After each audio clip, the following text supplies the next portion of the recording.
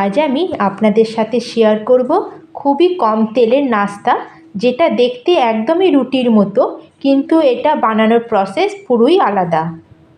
আর যদি আপনারা প্রত্যেক দিন রুটি আর পরোটা খেতে খেতে বোর হয়ে থাকেন, তাহলে আপনারা এই নাস্তাটা বানিয়ে নিতে পারেন। আর এর সাথে কোনো তরকারি বা সবজি লাগবে না।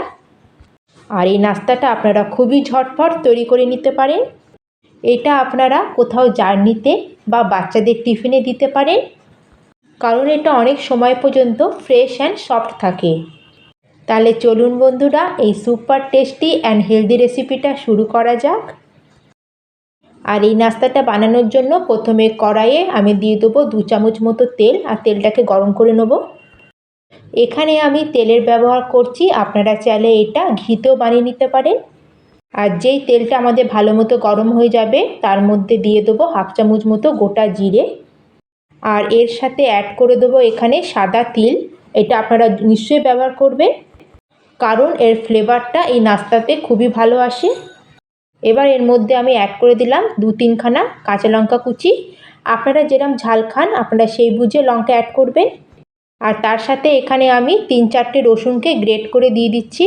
আপনারা যদি রসুন না খান তাহলে এটা আপনারা স্কিপ করতে পারেন।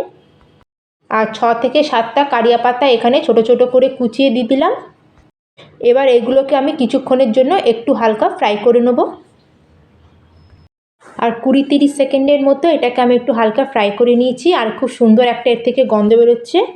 এবার এখানে অ্যাড করে দেবো 2 বাটি জল।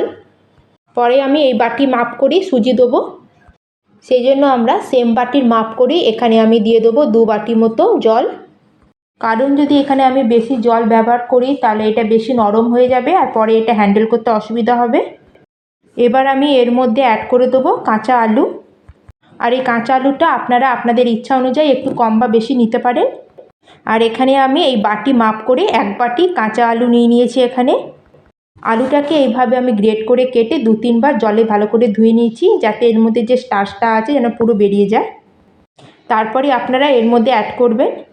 এবার এর মধ্যে কিছু মশলা অ্যাড করব। প্রথমে আমি দিয়ে দিলাম এখানে 1 চামচ মতো চাট মশলা।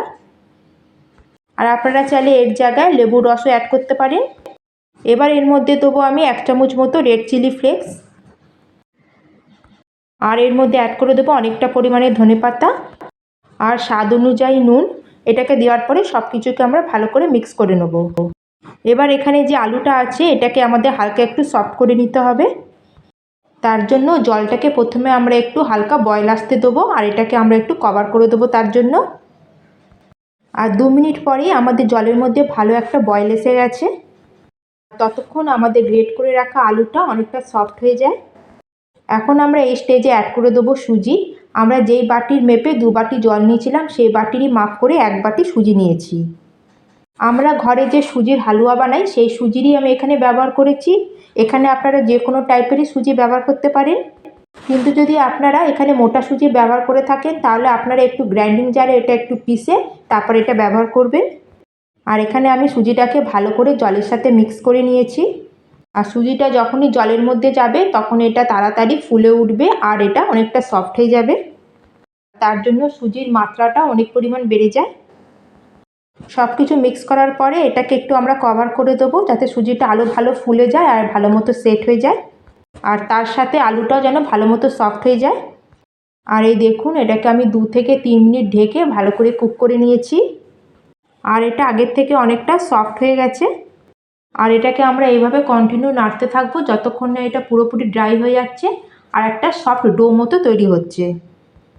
আর এটা যত কুক হতে থাকবে আপনি আপনি আমাদের কড়াই থেকে এটা উঠে আসবে আর একটা ডো মতো তৈরি হয়ে যাবে। আর এই দেখুন বন্ধুরা, আমার ডোটা রেডি হয়ে গেছে আর এটা কড়াই থেকে উঠে আসছে। এটা আমাদের রেডি। এখন এটাকে আমি একটা থালার মধ্যে ঢেলে দেবো। এবার এটাকে আমি ভালো করে একটু মিক্স করে নেবো খুন্তি দিয়ে, কারণ এটা এখন গরম আছে। এখন আমার এই ডোটা কিছুটা ঠান্ডা হয়েছে, এখনও গরম আছে, পুরোপুরি ঠান্ডা করব না, হালকা উষ্ণ গরম থাকা অবস্থায় এটাকে এভাবে হাত দিয়ে চটকে একটা ডোয়ের মতো ভালো করে তৈরি করে নেব। এখন হাতের মধ্যে একটু তেল মাখিয়ে আমরা এটা আটা মাখার মতো একটু মেখে নেব।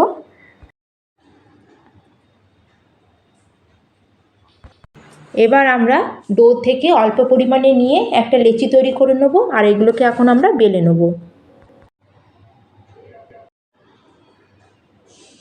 আপনারা এর উপরে অল্প শুকনো আটা দেবেন যাতে এটা বেলতে খুব সুবিধা হয়, নাহলে কিন্তু এটা বেলার সময় চাকি বেলুনের মধ্যে এটা চিপকে যাবে।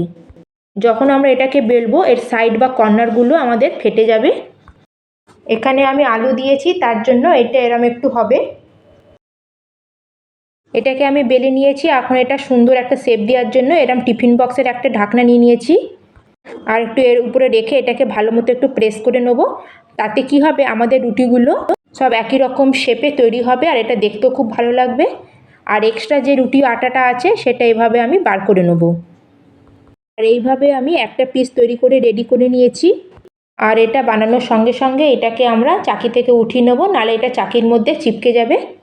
আর এটাকে গরম তাওয়ার মধ্যে দিয়ে আমরা এটাকে সেঁকে নেব।